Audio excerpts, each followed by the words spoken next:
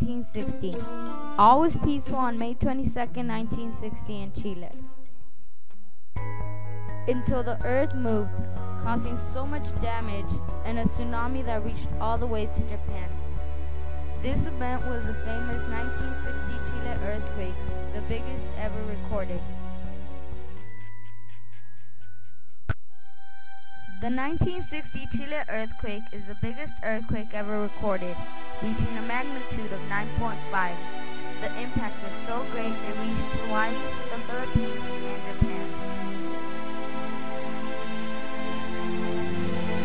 The pressure had been slowly building along the boundary zone between South America and the Nazca Plates.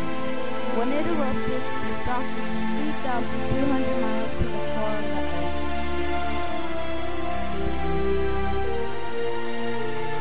The damage was intense.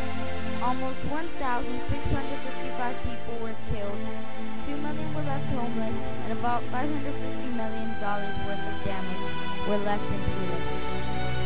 The tsunami caused 61 deaths and $75 million worth of damage.